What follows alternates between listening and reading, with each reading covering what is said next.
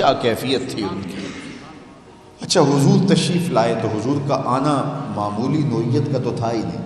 حضرت انس بن مالک رضی اللہ تعالیٰ عنہ فرماتے ہیں میں 7 یا 8 سال کا بچہ تھا جب حضور مدینے میں آئے، تو کہتے ہیں اس دن سے روشن دن میں نے کبھی نہیں دیکھا۔ اللہ اکبر۔ ابن ماجہ نے لکھا ہے کہ حضور کے چہرے کی چمک سے مدینے کی گلیاں بھی چمکنے لگی، روشنی پھیل گئی، اجالے آ گئے۔ اب حضور کا آنا اس شان و شوکت سے ہوا تو پورا مدینہ امڈ آیا حضور کی زیارت کے لیے۔ آپ جانتے ہیں کہ مدینہ میں سیاسی تغلب یہود کا تھا، مذہبی اجارہ دار بھی وہی تھے، معیشت پہ قبضہ بھی انہی کا تھا، منڈیوں پہ قابض وہی تھے۔ اب جب اسلام کی طرف لوگ راغب ہونے لگے اور حضور کی غلامی کا دم بھرنے لگے اور جو بھی حضور کو دیکھتا حضور کا ہی ہو جاتا، تو ان کو بڑی پریشانی لاحق ہو گئی، تو یہ تو ہمارا سب کچھ ٹوٹ جائے گا۔ تو انہوں نے باہمی میٹنگ کی کہ ان کا راستہ روکا جائے۔ طے یہ ہوا کہ ان سے پہلے مناظرہ کریں، مناظرے میں ہم شکست کھا گئے تو غلالہ عمل سوچیں گے، تو پہلے مناظرہ تو کریں۔ عبداللہ ابن سلام پڑھے لکھے شخص تھے اور حضرت یوسف علیہ السلام کی اولاد سے تھے، بہت خوبرو بھی تھے، بات کرنے کا سلیقہ بھی جانتے تھے، علمی خاندان سے تعلق تھا۔ پورا فعال ان کے نام نکلا کہ تم جا کے مناظرہ کرو گے۔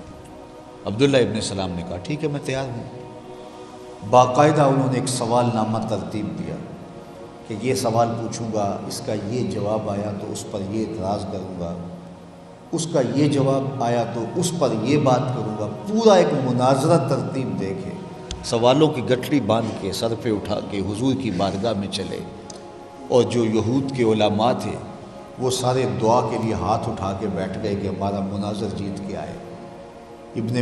ابو داؤد شریف با فضل و صدقہ میں ساری تفصیل موجود ہے، اٹھا کے دیکھی جا سکتی ہے۔ اللہ اکبر۔ تقدیر ہنس کے کچھ اور ہی کہہ رہی تھی۔ سودا لینے کے لیے بازار گئے، سودا لینے کے لیے بازار گئے، ہاتھ اس کے بکے جس کے خریدار گئے۔ یہ مناظرہ کرنے جا رہے تھے لیکن تقدیر کچھ اور دیکھ رہی تھی۔ جو ہی حضور کی مجلس میں پہنچے تو ہجوم عاشقاں تھا، تو جہاں جگہ ملے وہاں بیٹھنے کا حکم ہے تو یہ پیچھے بیٹھ گئے۔ حضور صلہ رحمی کے بارے گفتگو کرتے رہے۔ عنوان تھا کہ جو تم سے تعلق توڑے تم ان سے جوڑو، جو تمہیں محروم رکھے تم اس کی جھولیاں بھر دو۔ اس نے سلوک کی تلقین کی، ترغیب دی۔ یہ بیٹھ کے سنتے رہے۔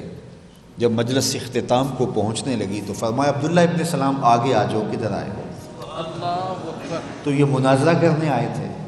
کہتے حضور نے مجھے آگے بلا لیا اور وہ جو گٹھڑی باندھ کے لایا تھا سوالوں کی، اس کی گرہیں ڈھیلی ہونے لگیں۔ ابھی کوئی سوال بھی نہیں کیا کہ گرہیں کھل گئی اور سارے سوال تتلیوں کی طرح اڑ گئے۔ رومی بولتے ہیں اے لقائے تو جواب ہر سوال، حل شود ہر مشکلت بے کیل و کال۔ تیری ملاقات ہی تو سارے سوالوں کا جواب ہے۔ اور اقبال بولے کہ یک نظر کر دی و آداب فنا آموختی، وہاں خنک روزے کے خاشا کے برا و سوختی۔ نظر کی جولانیاں نہ پوچھو، نظر حقیقت میں وہ نظر ہے، اٹھے تو بجلی پناہ مانگے، گرے تو خانہ خراب کر دے۔ کہا کہ پوچھا آؤ کدھر آئے ہو؟ تو میں نے بے ساختہ کہا حضور غلام بننے آیا، تیری تک کے ادامہ میں مرید ہو گئی۔ کہا میں تو آپ کا غلام بننے آیا ہوں۔ تو حضور نے مجھے اسلام میں داخل کر دیا۔ اب وہ جو دعاؤں کے لیے ہاتھ اٹھائے بیٹھے تھے مسلوں پہ کہ ہمارا مناظر جیت کے آئے، تو جب ان کے کانوں تک یہ خبر پہنچی کہ ہاتھ نیچے کر لو، وہ تو غلام بن گیا، تو وہ بیچارے بڑے پیچ و تاب کھانے لگے کہ یہ کیا ہوا۔ خیر انہیں بڑا غصہ آیا، عبداللہ ابن سلام کے پاس گئے۔ تو نے رسوا کر دیا، یہودیت کی ناک خاک آلود کر دی۔ تو نے سوال کیے ہوتے، انہوں نے جواب دیا ہوتا، ہمیں کوئی پریشانی نہ ہوتی۔ ہم سمجھتے ایک عالم آدمی تھا، علمی پیاس بجھ گئی اور مان لیا، لیکن سنا ہے تم نے سوال بھی کوئی نہیں کیا اور انہوں نے جواب بھی کوئی نہیں دیا، تم نے ایسے ہی کیسے مان لیا؟ یہ بات ہماری سمجھ میں نہیں آئی۔ تو عبداللہ ابن سلام بولے یہ بات میری سمجھ میں بھی نہیں آئی۔ جب میں نے اس پیارے محبوب کا چہرہ دیکھا، عرفت ان وجہہ لیس بوجہ کذاب، تو میں جان گیا یہ چہرہ کسی جھوٹے کا ہو ہی نہیں سکتا۔ دیکھنے والے کہا کرتے ہیں اللہ اللہ، یاد آتا ہے خدا دیکھ کے صورت تیری۔ تو کہا جب میں نے ان کا چہرہ دیکھا تو میں نے کہہ لیا کہ یہ جھوٹے کا نہیں ہو سکتا۔ اب عبداللہ ابن السلام تو اسلام میں داخل ہو گئے، چونکہ معمولی شخص نہیں تھے تو ان کا اسلام لانا باقیوں کے لیے ترغیب کا، تحریس کا سبب بنا۔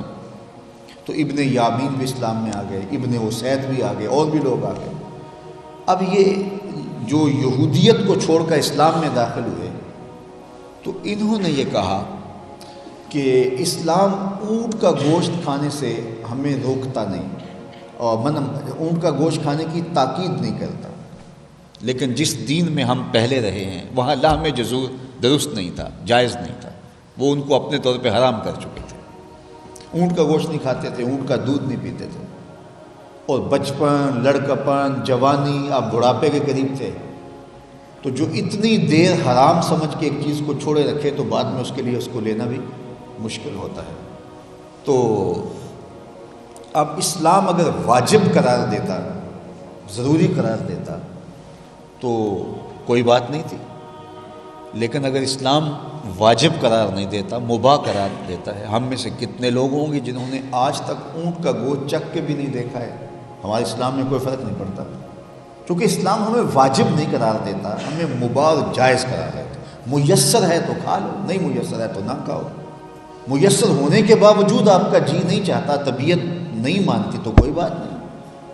اب عبداللہ ابن سلام اور ان کے اصحاب نے یہ سوچا کہ اسلام اونٹ کا گوشت کھانے اور دودھ پینے کی تلقین نہیں کرتا، جائز ہے، ضروری اور فرض نہیں ہے، واجب نہیں ہے۔ ہم جس دین میں ایک زندگی گزار کے آئے ہیں یہودیت میں، وہاں جو ہے وہ ہم اس کو چھوڑے رکھے، ترک رکھے، تو چلو کوئی بات نہیں، ہم اسلام لانے کے باوجود بھی اونٹ کا گوشت نہیں کھاتے، کیونکہ اسلام کی طرف سے سختی نہیں ہے، اور ہماری بچپن، لڑکپن، جوانی سے جو ریت چلی آ رہی ہے اس کو بھی نبھا دیں گے ہم، تو وہ بھی ہماری بات رہ جائے۔ تو جب بھی اونٹ کا گوشت میسر ہوتا تھا وہ نہ لیتے۔